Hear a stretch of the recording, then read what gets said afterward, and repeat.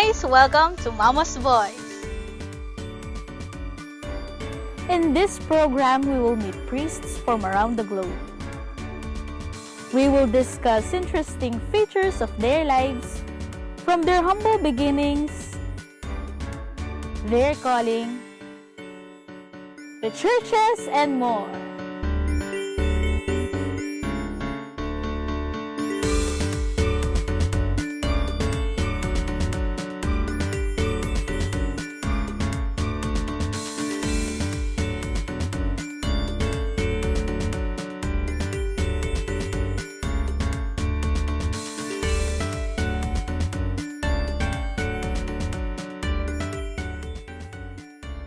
Join us on the last part of this series featuring Reverend Father Emil Guiao of San Guillermo Parish Church, Bacolor, Pampanga, Philippines.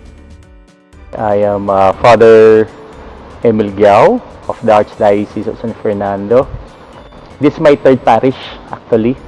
What differs from other parish I was assigned?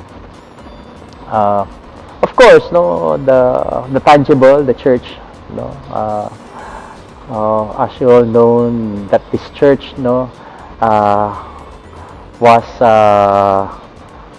destroyed by the Lahar. But what I like most is the intangible, the traditions and the cultures of this parish. The church was buried by 39 feet Lahar, almost the church was buried halfway. The doors that we entered was used to be the windows of our choir loaf. If you can imagine how many Lahar came into this church. And then during the Lahar, almost half of this retablo was buried. These three retablos, the retablo mayor and the retablo menor. And then they salvage this retablo, from the Lahar, and then they restored it as beautiful as it is. Also the intangible traditions of the church, such as their devotions, their novenas, their processions, and most especially their Good Friday procession. They used to have many traditions here, that's sad to say, na nawala na, because of the devastation of the Lahar, But my dream to bring back those intangible traditions, such as their celebration of Santo Niño, their celebration of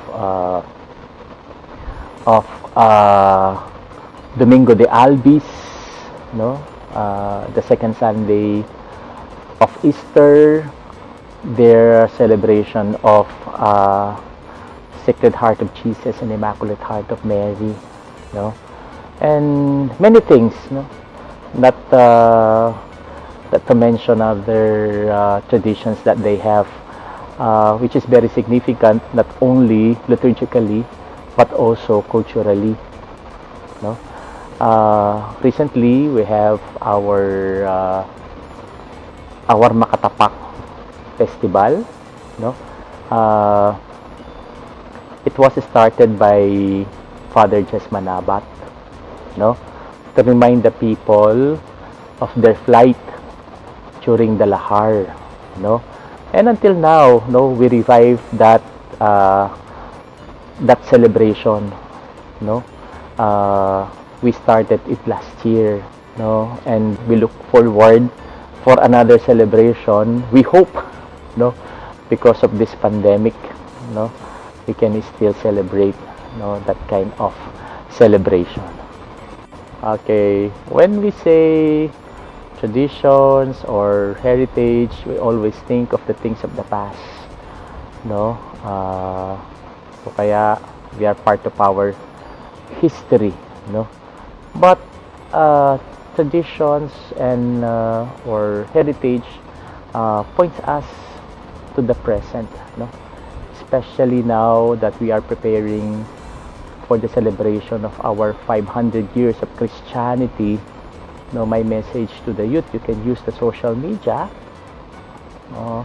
to know, to appreciate, and also use as a medium to catechize, no, the faithful regarding our traditions in the church. No, we are so glad that we have this group, the Limang Siglo, no, that this group, they are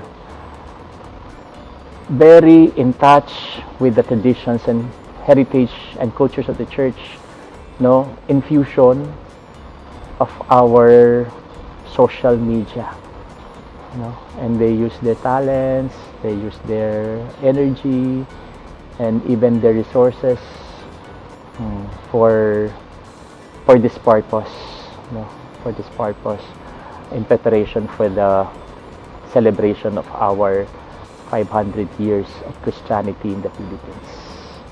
Our churches is not only